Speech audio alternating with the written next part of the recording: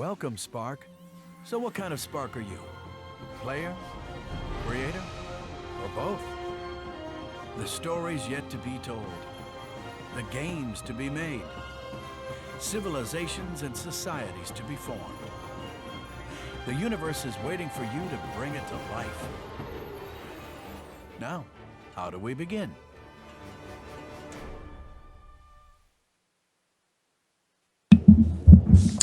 Hey everybody! Welcome to another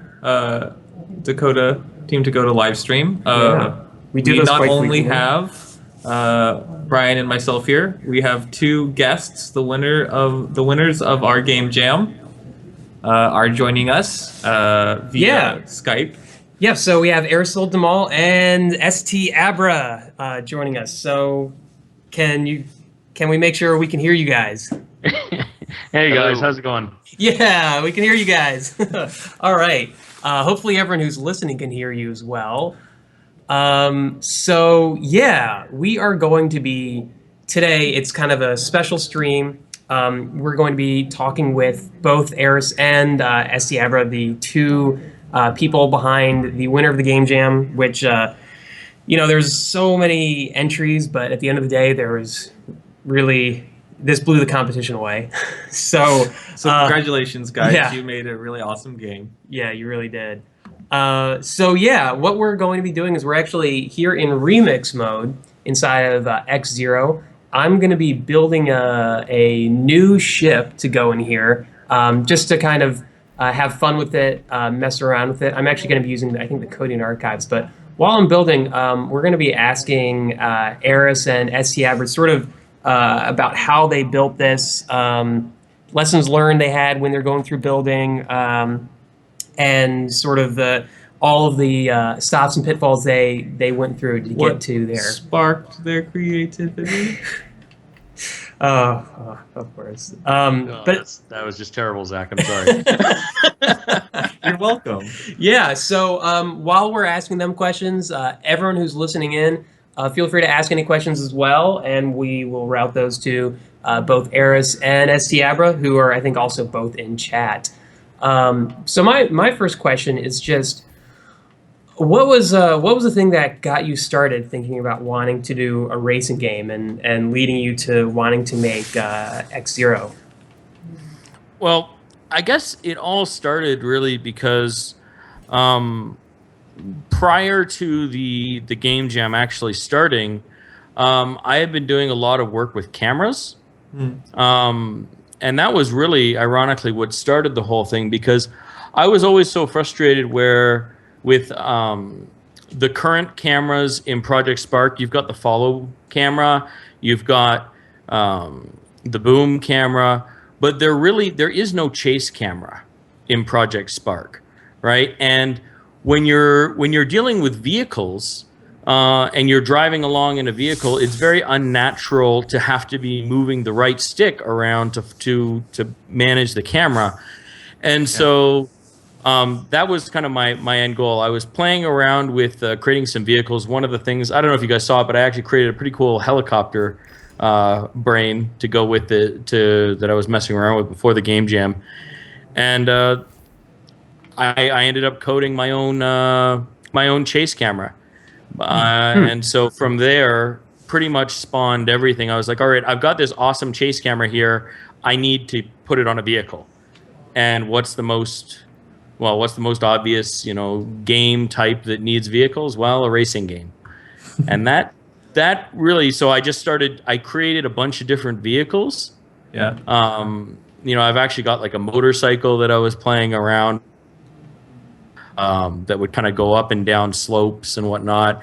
And I had a helicopter, and I was looking at them all, and I'm like, well, which one of these would be most suitable for a fun game? And it turned out the vehicle brain that I'd created, the very, very, very basic alpha prototype brain that was actually totally different from what ended up being the end result here in X0.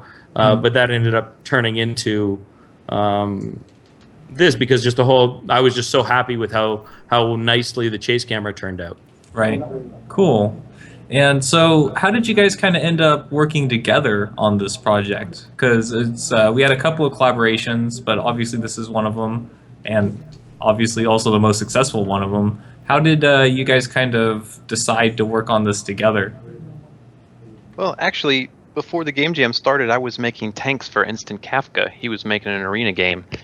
And when the Game Jam was announced, I was actually going to make a game on my own, like a trench shooter. And then Aber approached me, was like, just work together. And I was like, great. Saves me some trouble. I may have gotten down on my knees and begged Ari. I was like, please work with me. I see. But no, it saved me a lot of time having a code. I had started on it a little bit, but I hadn't gotten that far. Right. So pretty much whenever he asked, and I'm like, well, that's kind of what I'm doing anyway, building ships and stuff, and it sounded good to me. And I already had seen the preliminary work on the race camera, and that, I don't know, it struck my interest. I'm actually not even a racing game fan, but I enjoyed working on it. Right, Yeah. for sure. It was one of those. I mean, I went to Ari straight away because I knew that. I mean, well, I can code. You know, I know my way around programming and coding and things like that. But I wanted. I knew that I'm not in the same league as somebody like Ari as far as building props and the art stuff and all that kind of stuff. And I knew that if I, hey, my strong suit, his strong suit, and we just worked together really, really well. Right, kind of filled in the gaps. Yeah, well, that was such a huge thing. I mean, we kind of made a decision fairly early on that, Ari wasn't going to tell me how to program, and I wasn't going to tell how to build props and things like that, and do all the art stuff. So it really worked out well. So very cool. It definitely saved on conflicts because there were basically zero. Oh, that's nice. I don't That's think we actually even really disagreed too much. We just there was a couple things that I suggested, and then pretty much let him have free reign of it, and he basically didn't say anything to me about any of the terrain or anything. Right. And so the division of labor was kind of like one of you did art, one of you did coding. That's a good representation of how that went down. Pretty much, yeah. He did all of the coding. yeah. Oh, very cool. Very Except when Ari would yell, he's like, "You have to make hills." I don't care how, but it has to be in here. You're stifling my creativity. That was my most. I was really proud about that, man. I was super psyched when I actually.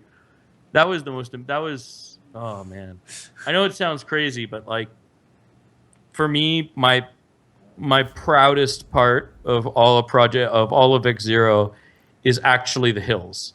Really? When you go up and down those hills. I know it sounds crazy. Everybody's just like, why? It's just a hill. The thing is that we made a decision really early on to have 100% control over the Y value of the racers, right? So what I'm actually doing is we're setting that Y value, the height value, every single frame. Right. And what I ended up doing was I had found again these amazing functions, these formulas to calculate Bezier curves. Ah, yes. Right? Yeah. And so what actually happens on the hills is, because normally, I mean, you see it actually with you see it all over the game, right? I mean, I just went nuts with them. You see it with the logo when it pulses, right? How it's got that smooth pulsing effect. Yes. You also see it when at the end of the track, when the laps come down and you see them bounce into place. Yes. That's that exact same formula. Right. Right. I mean, it's a different mathematical formula, but it's the same function, right? Yeah. And it's got kind of that's kind of the elastic bounce in animation effect, if you will, right? Yeah. But I used that exact same type of function for the hills, except instead of like a time variable that would increase every frame, right, I based it off of the X or Z coordinate of the racer. Oh. right? So basically, when that Z coordinate was, I don't know, 5 or whatever, that was kind of like you're on time frame, quote unquote, 5. And so it calculates the position based on that, right? It's a bit crazy, but I'm very, very proud of how well the hill code turned out. And that's why when you go up the hills and down the hills, Right. it's so super silky smooth, Nice. right? Yeah. And because I'm manually setting that Y value every frame. Very cool. Very, very cool. Yeah. I created a starter kit if people want to check it out. It's called Smooth Animations Starter Kit. Oh, wow. And it's got all those formulas in there inside of logic cubes, and it looks very basic. It's like, well, you're just scaling up and down the sphere and things like that. I mean, it's hard to really understand what's going on behind the scenes, but it really is. It's using Bezier curves, and it's all kind of crazy. Yeah, no, Bezier curves are a kind of secret sauce of a lot of games. So if you're definitely interested in kind of having these nice kind of smooth moves in your game, I'd definitely check that out. Because it's something that gets tossed around in game design all the time. And obviously it worked really well in X0. Yeah. So I'm just kind of messing around with this. A few people asked if I designed this beforehand. I did play around with a few things last night in here, just so I didn't make put in a block and put 2 wheels on it and say, hey, there's a new vehicle. But yeah, I'm kind of just making this up as I go along. But the question for you guys is the AI in here. It looks like the AI drivers, you put those together by having some sort of, let me zoom in here, some sort of kind of checker milestone system or checkpoint system. Curious kind of how you decided to build the AI racers, because the AI racers work pretty well in this game too. Yeah, they're not perfect, mind you. They need, I still feel that they need some tweaking and stuff, but they essentially, you've got those thin primitives around the entire track. And what the AI does, the essence of is they raycast forward, right? Every racer is raycasting forward, and then they will always turn until that raycast hits one of those not just any one of those primitives, but the thin primitive that is quote unquote their next objective, right? Their next target. Mm-hmm. Okay. And all of those things, it's just a linked list. Is you've got one, if you actually look in the brain, if you go and look in the brain of one of those checkpoints. Yeah, we did pull it up on stream. Yeah. You'll see that. But very briefly. Yeah.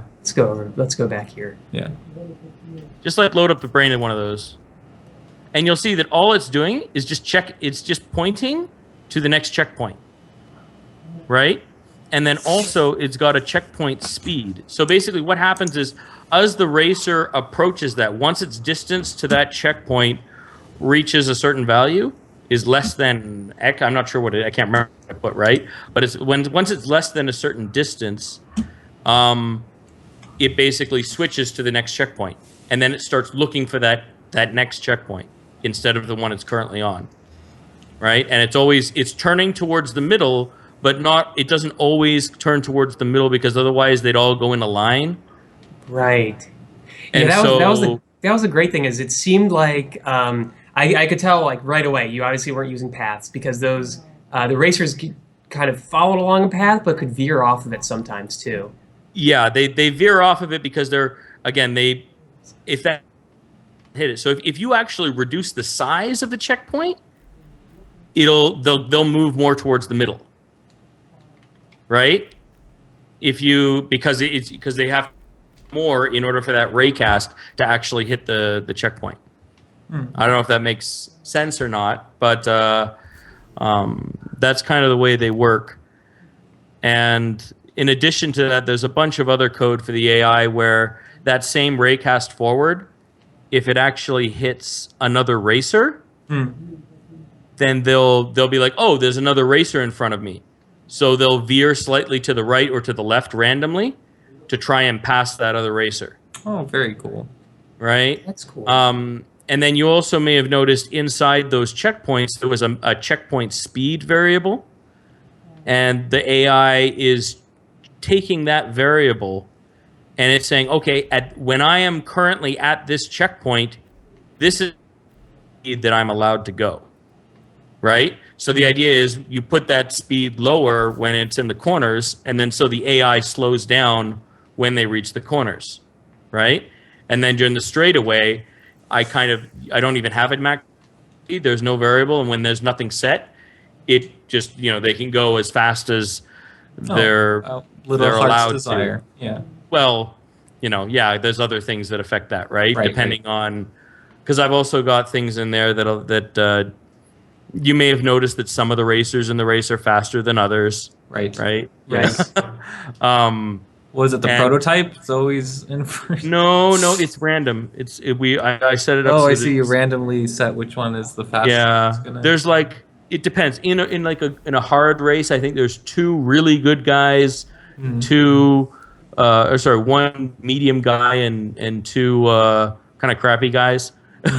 But even the crappy guys in a hard race are still pretty good. So, yeah. Huh.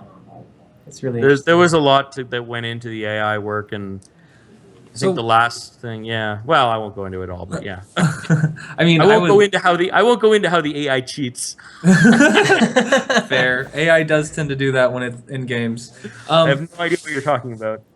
But so that's kind of a lot of some of the code stuff. What were you thinking about when you were putting together the levels, Ari, specifically? Like, did you know there was going to be 3 to start?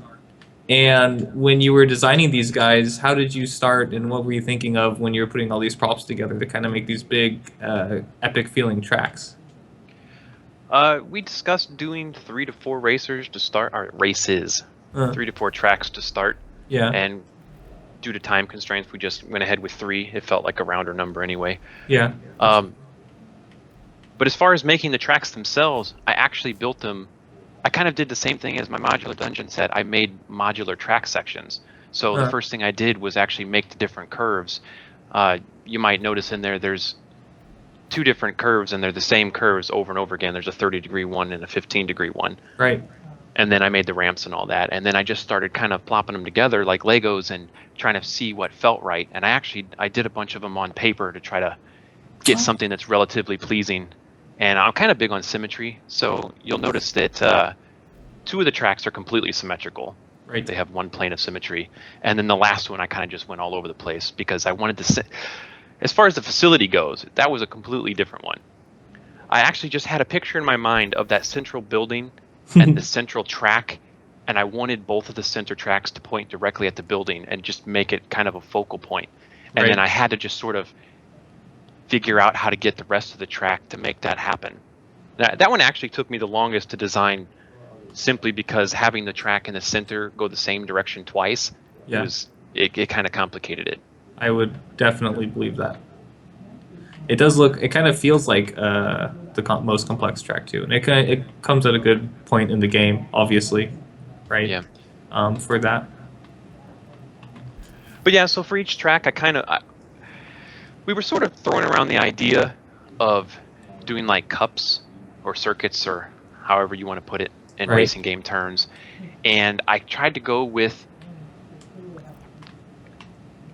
space station-y kind of like I don't even know how I'd put it, but basically I was going with some kind settlements. Of hub. Yeah, like settlements themes for this one. So like the first one's a mining settlement, and the second one's a space station, and the last one is some sort of like a corporation on an asteroid. And we're talking about other themes later, like the hostile planets is going to be the next one. So, magma and ice and all that kind of stuff. So I kind of started with a theme and then tried to build buildings. And I tried to keep with sort of a cohesive theme, is why I use the track borders and stuff. Yeah. But I guess that's really all there is to it. It was mostly trial and error, honestly. Fair, definitely fair. And would you say Corporation was kind of like the one you had the most fun with, or do you have fun with all of them? I kind of like the mining one the best. It was the first one that I did, and I really liked the chevrons and the whole industrial theme. Yeah. But my second favorite is definitely the facility. What's your third favorite? It's hard. Maybe the spaceport. And so was it kind of the same kind of process for the racers as well? Actually, no. I made more racers than these 6. We just sort of settled on 6. Kind of the way I do it is I just start throwing stuff together and see what comes out of it. And I probably made 10 racers or something, and then I whittled them down, and I think I had 8 left, and then me and Abra picked out of them, and that's what we came up with. And then I made them all in the regular colors. I didn't recolor any of the props, so I went strictly on body style. And then after we picked the bodies that we wanted, I went back and painstakingly recolored every single piece of them. And then because I stared at the ones that I had, and I'm like, I needed to figure out a theme for them, because when I made them, I didn't even have the backstory for any of them. I didn't have the theme at all, and I didn't have the color theme or nothing. I just made the shapes. And I think I sat here for 2 days just staring at them, trying to think of themes and writing the little backstories and then doing the recoloring. Well, That's cool. Yeah, that sounds like it was probably super interesting. I mean, I know I would be having fun if I was doing what you just described. I assumed you had a killer time. I did actually enjoy that. I dig the backstory thing, and I didn't think I would like it as much, but I really started to enjoy making vehicles. The first time I had really done a whole lot of it was when I was helping Kafka out. Yeah. But I enjoyed that so much that it really, I don't know. I think I'm going to keep on going with it. I think for the next iteration, we might add more racers. That would be kind of nice. Yeah. Also, you helped. You're putting programming onto me. Nah, we'll me more work. We'll keep it to 6 racers. It'll just be randomized 6 racers. It'll be all right. Oh, all right. That's easy. It'll be easy. This is how you rope people into doing problem. more. It'll be fine. Don't worry about it. It'll be cool. It's gonna right. be easy. I won't make it too much more difficult. But you know, it'd be really awesome, Abra, if you just had all the racers all the time. Yes. I'd love to have a And- man. Now we're making deathmatch mode. Confirmed. Oh well, one of the other things. Well, Ari was talking to me. We were discussing it before. While we were making, we're like, do we give them weapons? That would have been interesting. Yeah, Yeah, time yeah. constraints would not have let that happen, but I would still like to come back and revisit that. That might be fun, actually. Trying to give them yeah. all weapons. Oh man. So a little thing you were telling us before we started streaming is something that we just noticed with You need kind to of snap on. Oh, is it on? oh yeah. So you have these logic cubes below each of these different ships. Maybe you don't. Yeah. This is, well, I mean, Ari can talk to this as well, but this is just a kind of a, I don't want to call it a standard technique, but I mean, most of the advanced creators know this, that whenever you create, a prop and you're gluing it together, if you're planning on having any kind of movement involved, if you're going to be rotating it and pitching it and doing all kinds of weird stuff to it, you really want to have a logic cube in the middle of the ship, right? And then what you do when you glue it is you select the logic cube first, and then you select everything else, Right. and then you glue, and that makes that logic cube act as the central point for everything. So when you rotate, when you pitch, all that kind of stuff, it uses that. Because otherwise, if you just selected all the props and then glued it together and then applied the code, it wouldn't really work well, right? Yeah. Yeah, and like he was saying, we use the center for these particular ships because that made the most sense, but it really depends on what you're making. You might want the center point to be somewhere else. Like, say, for instance, you're making a forklift or something. The center point would actually make more sense at the back because that's how they drive, stuff like that. Right. So it kind of depends Yeah. on what kind of assembly you're putting together.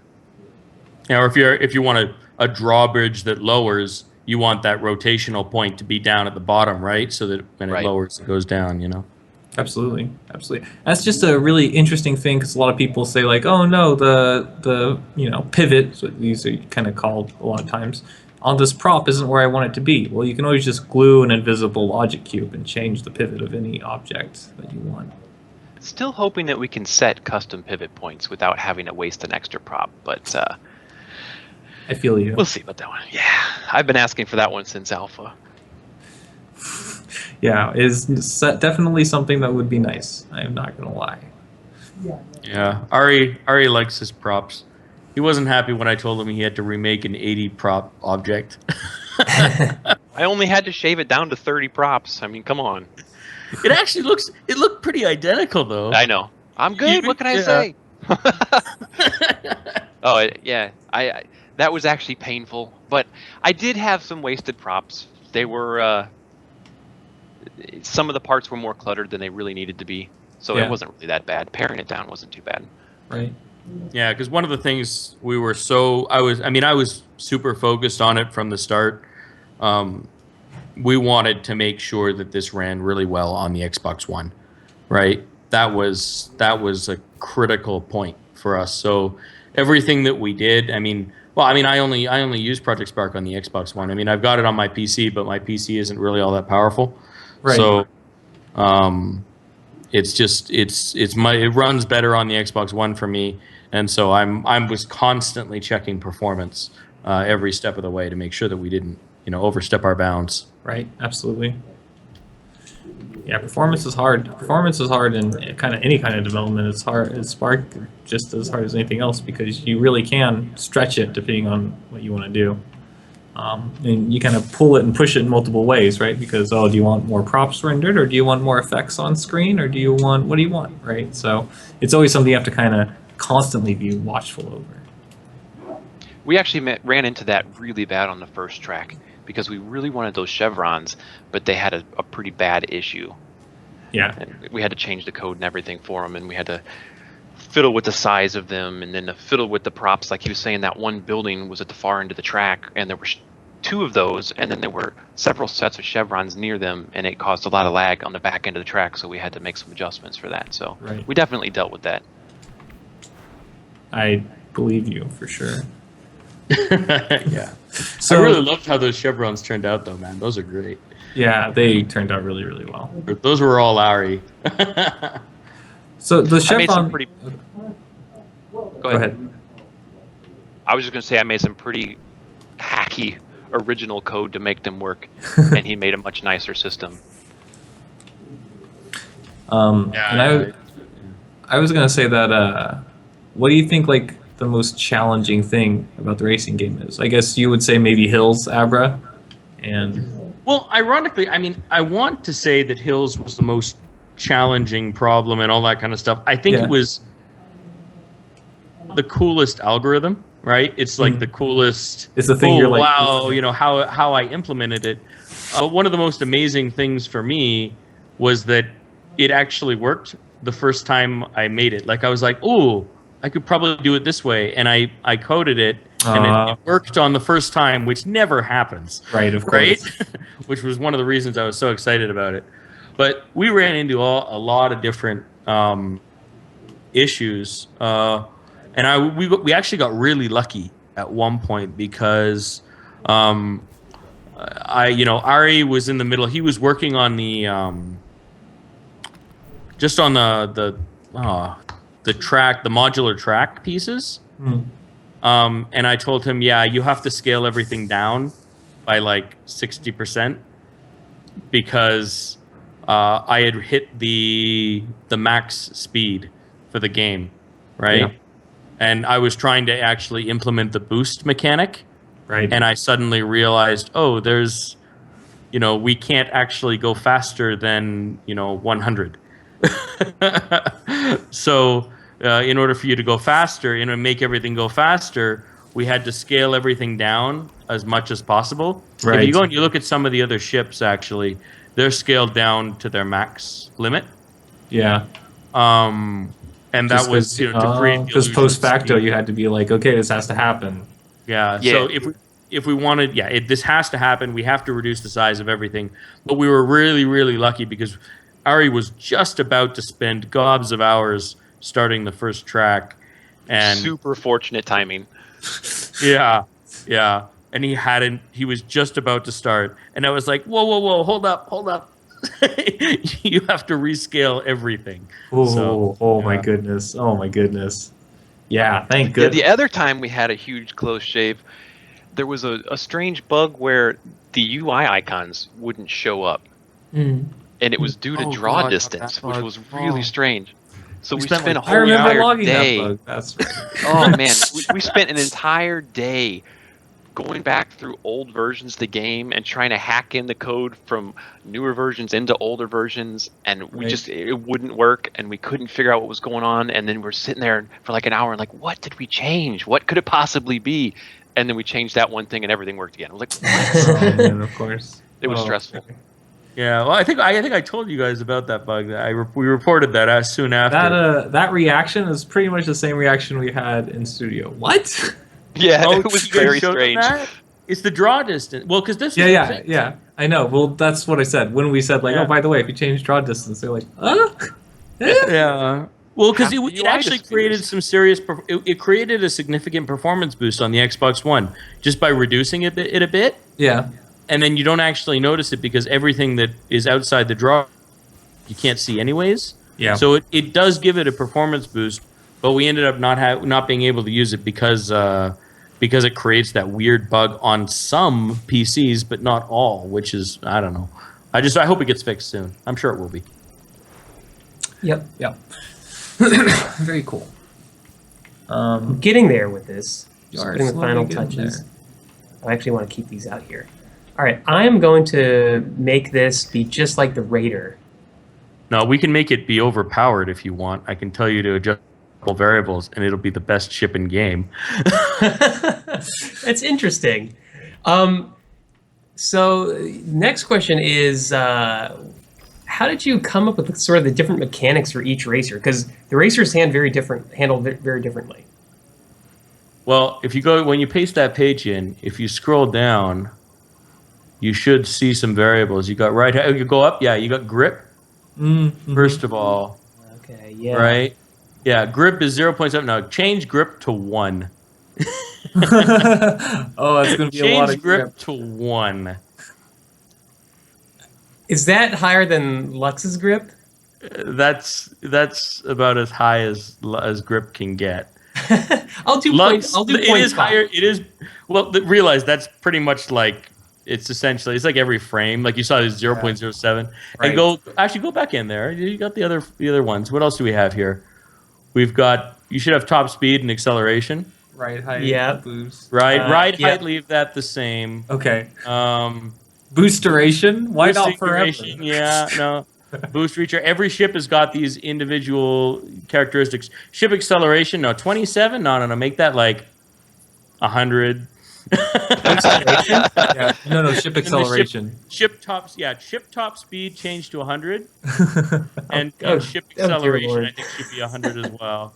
I'm not sure I'm gonna go that high. I'm kind of afraid. The to man go that knows how high. to improve his game. Brian. Make that, no, higher than. All right, fine. I'll bring it to 100. There we go. There you go. That's what it's got to be. All right. So All we've right. got the best cornering, the best top speed. You're going to be flying. This should be interesting. All right, let's just finish setting this up then. Make sure you Let's- added drops exploding squirrels in its wake. I have a fire-breathing exploding squirrel. Yeah. Could be interesting. But the way the grip actually works is I'm manually modifying the velocity vector for the ships, and the idea is I'm basically saying you're traveling in this direction currently, right? This is your current velocity, but then when you turn, I'm saying your new velocity is basically the exact same velocity you're currently the same length, but I was changing the vector so it was pointing in the forward vector of the object. So that's why you get you can get a really quick turn. Oh. But the grip was basically what I was doing is calculating a percentage, right? Like every frame, a certain percent, 0.07% or whatever of your velocity would stay traveling in the same direction versus you're now moving towards the direction you're actually pointed. Right. And that's why the prototype, when you turn it, is like you turn and it takes really long time for it to actually start moving in the other direction. Yes. Right? Whereas with the Lux, when you turn it, 100, pretty much 100% of its speed gets translated to the new direction that you're pointed. Oh, very cool. So yeah. Okay, so we're just going to replace the Raider with this. This is going to replace the Raider. Cool. Yeah, make sure you set it to a template as well, eh? Yeah. Oh, yeah, I haven't already? Good. I No. will make sure to do that. I think this new ship, Glued Object, he sounds like someone I want to bet on. If I was a betting man, I would go with Glued Object. Now let's put this in ship selection. Yeah, your ship selector is very impressive also. How long did it take you to come up with this full ship selector? Well, ironically, Ari actually came up with the basic idea for it. Yeah, like he sent me. He was like, you know what? It'd be really cool if we had a ship selector that looked like this, because I had a I had nothing. I had a bare bones thing that was just garbage in there, and then it was a screenshot from a game. I can't even remember what game it was. It's an old arcade game called Cyber Sled. Cyber Sled. Cyber Sled. Wow. It is an amazing game. They re-released it for PSX. You guys should go play it. It's very fun. But nothing will ever touch the two-seater arcade. It was a arena combat, like a tank game, but the driving controls were totally different. It was a twin stick, like tank controls. It was very cool. But yeah, the ship selection is almost identical to that. Interesting. Yeah, so we came up with that. Ari came up. He was like, you know what? This is a really cool design. Make this, right? And then we were screenshots of the different ships and use them and make them. Obviously, you've got the wrong. Yeah, it'll just be the Raider, right? Right. Yeah. You have to. You'd have to take, Oh, wow. It automatically selects it low. With Yeah, the there you disco engines. Yeah, exactly. Yeah, buddy. Yeah, I didn't recolor this either. It's kind Did you actually select the thrusters? Are you referencing them properly? Yep. In the code? Yeah. All right, that's awesome. All right, let's see how good it goes. Oh, this should be fun. I want to see it. Brian. And I also deep changed walls. to the Stormy Sky. Oh, you turned. Oh, all right. Here we go. Oh, Oh, no! God. Oh my god! Oh, jeez. Oh What no! happened? This is so fast.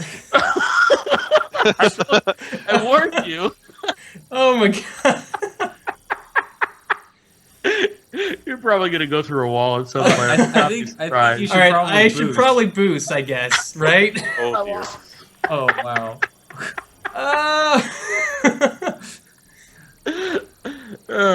So there you go. You wanted to. You just created your own unique ship for X0.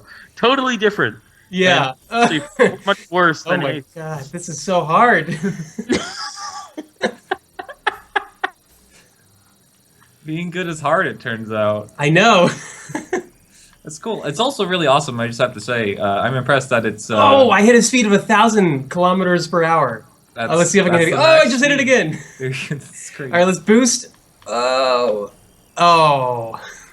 All those Ironically, I think your balls. boost might at this point. I don't know if we set the boost top speed to what it should be. If you boost, it might actually slow you down. I wouldn't be surprised. Yeah, I think it actually does slow me down because I'm going at a ridiculous rate. At least I'm beating my high score. I'm definitely beating that. My high score I've gotten My before. high score. Are this. you kidding me? Jeez. Yeah, I think you might have a little help. Oh, there you no! Someone said that I'd run into walls. I did. There you go. There you go. Yeah. I wish. I'm trying to think if there's any way we can. If there's anything I can do to try and help that, because I know there is a small bug that you can. If you really slam at ridiculous speeds into props like that, you can. Oh, kinda I get just stuck. relapsed someone. Oh, nice. There you go. Another person. It's like the good old days of like I would play Mario Kart on the easiest mode just so I could lap people and feel really good about myself. Very Hey, cool. first place! Congratulations. I know. What did you know? 27 I'm pretty sure. Let me just for the record. You selected beginner, right? Like you didn't even Yeah. you didn't even select expert. I don't know if he could do expert. I don't know, man. Do I want to try expert? Yeah, let's. With the super crazy overpowered ship. Are you Yeah, kidding? let's. We got to try this on expert. But yeah. I am impressed that this was so easy to set up and is not breaking with all these incredibly high numbers. I know. Yeah. It's I'm really. I mean, we tried. I tried to make it so that we could create additional tracks and things like that without problems, right? Yeah. Um. Ah, You didn't want grip at one. I know. Now- I know. now- what If you don't, were if you thinking? don't, basically, if you Can you even let go- imagine? Well, what you need is actually to be able to turn faster at this point, Yeah. right? Yeah. You need a faster turning radius, and unfortunately, I don't think I've got that. I don't think there's an easy. There is an easy way for me to change it, but it would be doing it for. So what did you end up doing for the walls? Because I think they perform really, really well, I have to say. For the walls? Yeah. Well, what about them specifically? Being able to push them out, what the brain looks like. Because I noticed that all these walls have an add brain, wall brain, but I can't find the wall brain. So I'm just sitting here. Well, that wall brain. I used to have it, so that what the walls would do is they'd actually, right? Oh, you cut out for a second. and you Actually, what? get like a bounce effect. Oh, yeah. Oh, bounce effect. But they don't. Yeah. So it would, and what they do is they would.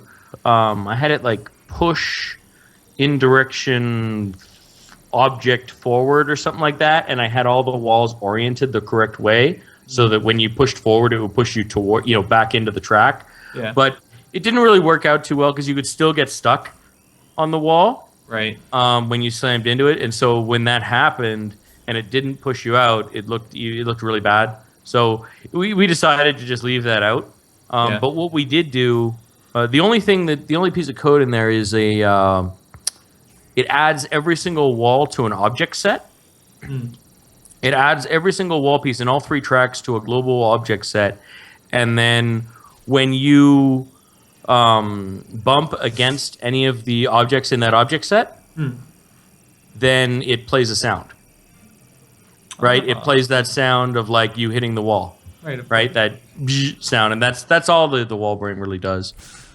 I mean, we've got invisible walls as well because there are certain parts on the hills Yeah. where you could theoretically go off the track, Yeah.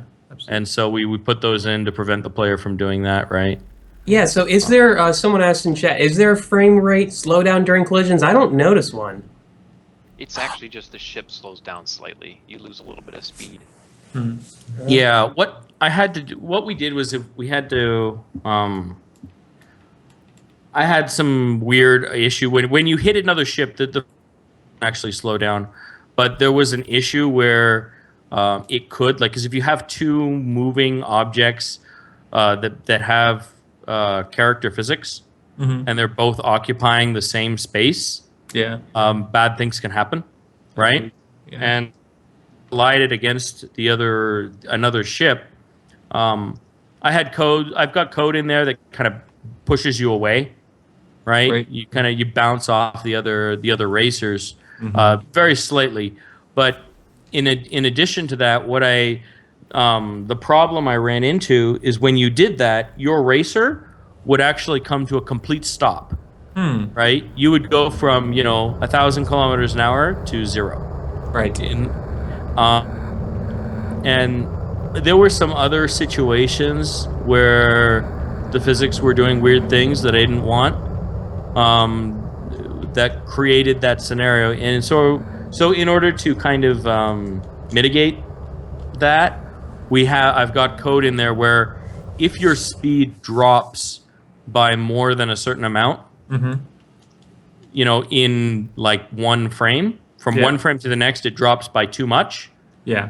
I go and I check what your speed was by the previous frame, and I reduce it slightly, right? Yeah. But I don't drop you down to 0, and that's why there is a bit of a jerky effect. Why when you hit another racer, you slow down a bit and you kind of get pushed back.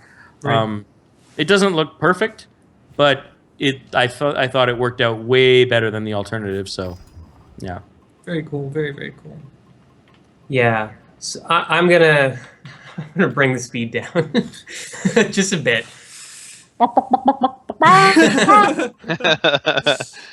So what would you guys give, like, kind of as advice for someone working on a big project like this in Project Spark? Like, you both kind of now are relatively more experienced at collaborating on big projects, and kind of like, where would you start, and what are the first kind of things you'd think about if you're going to make something as big as X-Zero again, if you're going to start from scratch?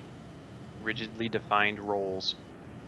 Yeah. That was the exact same thing I was going to say. I was going to say very, very clearly defined roles is it just helps so much. The problem you get delays and problems when one person is stepping on the toes of the other, Right. and when it's because I was looking, I'm like, oh, I want to make my own track. I know how to do it, and I'm like, this is how you need to saying it. position I'm just like, everything. I got this. And then you're like, no, it's me, and I'm like, ah, damn. That's fair. It's like, don't you have something to code? I guess. I guess I could find something to code. Kind of like during this game jam, right? While this was going on, a couple of packs came out, right? I believe the mold pack came out, if I'm not mistaken. Yep. And Yeah, that that's had why we used that for the spaceport track. The Right. bridge. We got like Ari created like the energy bridge. yeah. The mold using pack that. actually came out right before I started because I was able to use that in the racers. Hmm, So I think it came out just as the game jam started, right. but it was like right at the very beginning, so it was incorporated right from the start. Okay, cool. And when you saw that pack, you're like, oh goodness, they made a pack Yeah. for racing. Obviously, it has a light. Well, bridge. look how many times I used that light prop. It's in the racers, it's on Yeah. the walls, it's all over the place. And Oh yeah. in Spaceport, I used the whatever you call that energy conveyor belt thing. I didn't use it like Decode wants you to use it because I had a lot of problems with it looking choppy. It would have gaps and it would have overlaps. So I actually used the laser brain that I ripped off from Champion's Quest, and I edited it, and I used it that way. So it's actually being displayed like a laser rather than as its actual effect. Oh, interesting. Huh. Yeah, because that was the only way I could make it seamless. And it changes what it actually looks like. You can't see some of the motion, and you can't see all the little lightning effects in it. But I think it gives a pretty cool effect. Oh, absolutely. I would agree. That light bridge is pretty cool. And I mean, I'm definitely looking forward to whatever track you guys do next. I hear Magma and I hear Hostile Worlds. I think Epic Artists World Builder pack. Oh, it's happening. Did Yeah. you see my stream the other day when I was making Magma? I did not, No. but I wish I had. I'll have to link you that. I already started preliminary test work on it, and it was pretty fun. Yeah, I was messing around with that the other day, and I created a kind of a creepy flesh texture with like blood and stuff. Not sure that's appropriate for X-Zero, but it's that texture pack that's just so much fun to play with. Yeah. And what do you guys I know you're kind of toying around with the idea. Do you think you are going to do some Magma X-Zero levels? I mean, obviously you have some ideas for them. You feel pretty committed to like doing that, or? I Yeah. absolutely plan to. Yeah. I mean, we kind of decided midway through the game jam, we're like, yeah, this is really turning out well. Yeah. We'd like to make more levels. Uh, And We like, actually and talked again, about it. Go ahead. sorry, yeah, go ahead. I was gonna say we actually talked about another game that we're thinking about collaborating on after this, or maybe during at some point, whatever. Yeah. The nice thing is, I mean, I mean, it's almost certain that we're going to be releasing additional tracks and features for X-Zero. I mean, that's going to happen. It's just a question of, I mean, we were very, very stressed out while we're working on this, right? I mean, yes, all right, we made it, during the game jam, but I mean, we were working ridiculous hours every day, right? yeah. In order to get it done in time, and we're going to come out with more levels, but it's going to be on a more relaxed pace. Right. Do you guys have any ideas for like what you kind of want to see in these next levels besides more tracks? Like, do you have an idea of like, is it going to be like more tracks, more racers? Like that's going to be your big push? Well, no. There's the other one that I really want to put in is circuits. Actually, like Brian was talking about during the actual presentation, he mentioned circuits, and I was like, yeah, that was one of the features we had planned that ended up getting cut because of time constraints. Yeah. But once we have 4 tracks, I'd like to have kind of, all right, these are these are the 4 tracks that make up this circuit, and then have a little awards presentation at the end. You earn point race, Yeah. right? And then I'd also like to have a thing where you can you can select kind of, all right, the championship or do a single race, and then I have another selection screen where you select one of the tracks that we built, and you can just do a single race of that track, or maybe even just a time trial. Yeah. And the other feature that I really, really, really want to add is leaderboards. Oh, leaderboards. Oh. Wow. Snuck that in there really nice. Was that sneaky? That might have been sneaky. But yeah, actually, and we were also talking about multiplayer as well. My only concern is because it's a racing game. I mean, my problem is I don't know how. If you've got a laggy connection, Yeah. I don't know how it's going to react. I make no promises, and so I'm going to probably do some experiments and see how it reacts. See if it's worth it to add in multiplayer or not, because it would be awesome. But I don't know. We'll see. We'll see. It's going to it would be a lot of work, and how many people are going to use it, I don't know. Right? So we'll have to check. Yeah, absolutely. Sorry, just That's really typing cool. in stuff here. You're really playing with you're having fun with these values? Oh, a lot of fun. Too much fun. Oh, no! Don't do that. The AI racers are going to slam into it. Make it to global. I also have as non-collidable in case that happens. Yeah. Oh well. Okay. But yeah, you want go to distance to global. I think is the Oh, we missed that cutout for the variable Distance to name. global what? racers. I think. Racers. It should be an object set. Yeah. There you go. I think that'll. Okay. And you might want to. I don't know. You might want to. We'll see. You might We'll want see its if it's- pace to be You might want to higher. increase that. I don't know. I'm not. Let's see. I'm Okay, interested. let's see. Tuning and buying new cars. Oh wow, that's a crazy idea. Career mode, tuning, getting new cars in here, unlocking new things.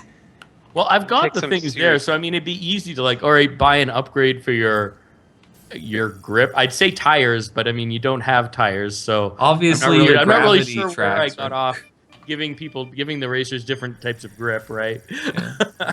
Your We actually discussed during the procedure of figuring out the different stats for the different vehicles, multiple ways the boost could actually work. So that could be another thing.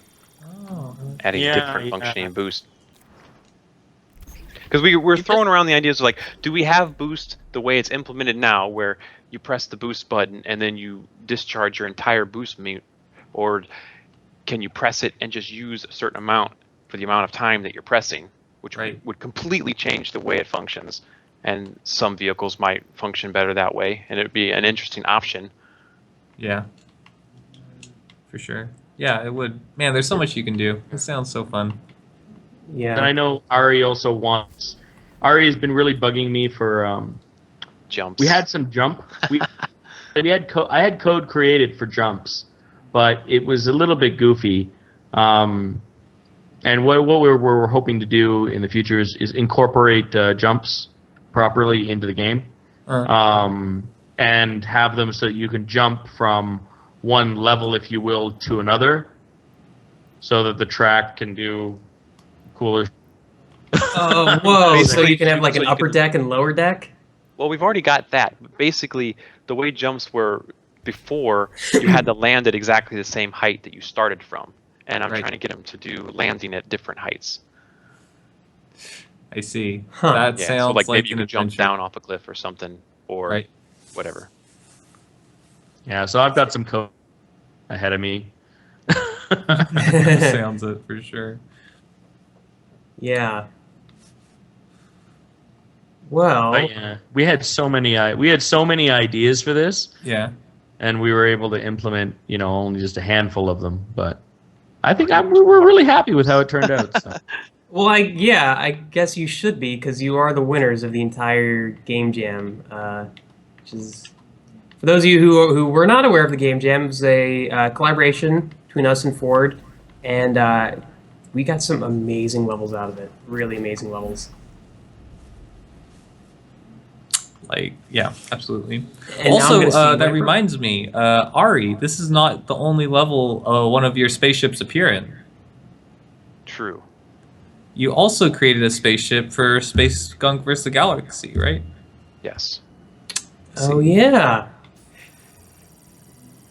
Yeah, actually, I want to say that the original Space Skunk ship that he was using was one that I made for him months and months ago, even. So either way, it was one that I'd made, but he thought the other one looked a little bit too much like genitalia, so we changed it. Fair enough. Oh wow, that was not bad timing for those powered states. Except for that one. Well, it's 'Cause it's above. you're another racer. Yeah, very cool. Well, guys, I mean that's kind of our time. Thank you for joining us. This has been awesome, and we will be seeing you here, Ari, and one guest at the Team Dakota Studios Yeah. as Yeah, one of the grand she's prize winners. super excited. He said that they'll be seeing us there at the studio soon. Oh, yeah. Yeah, that's Nee. She's here. Very, very cool. Well, I guess with that, we'll kind of say adieu. You guys, if you're watching, you should check out X0. You can find it on the homepage of Project Spark. Yeah. We've basically plastered X0. I just noticed the homepage banner this morning, and I was like, "What?" Yeah. It's plastered everywhere we could think of right now in Project Spark. The homepage banner is not technically X0. It's for the Game Jam winners, right? Right. It just has a screenshot of X0. Oh, I'm Exactly. sorry. I'm sorry, it's not good enough for me. Technically, there is no logo. There is no logo on that one, actually. That is true. Yep. Well, we wanted to keep it nice we and really- clean. There's a lot of text over it. We do really appreciate all of the publicity that it's getting. I mean, for me personally, I mean, the biggest reward for me is just that people are playing the game, and that makes me super, super happy. So Yeah. And if you go on YouTube and watch a lot of people are doing Let's Plays with this and having boatloads of fun with it. No? Okay, guys. I will see you later. Ari, you usually stream after this. I don't know if you're going to keep that up today. I think I probably will. I think Okay. I'm going to work on modular dungeons using Codeine Archive. So if anybody's interested in looking at that, I'll be over at the community Stealing channel. our stream idea. Okay. You Hey, can steal our I ideas tried on how to do make it a last Dragon week, ship if but you want. guys had issues, and I couldn't even buy the pack. Okay, guys. Well, then I will see you later. You'll see us tomorrow playing some more UGC levels here at 11:30 or 11 to 11:30. Yep. And we'll have another Tuesday stream. So thank you guys for stopping by. That was awesome. And And thank you, Eris and ST Aber, for joining us. absolutely. No problem. All right. Take care, guys. community. Bye-bye.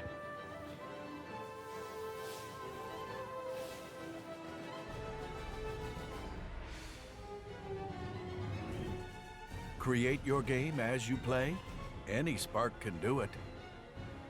Spark, activate the portals.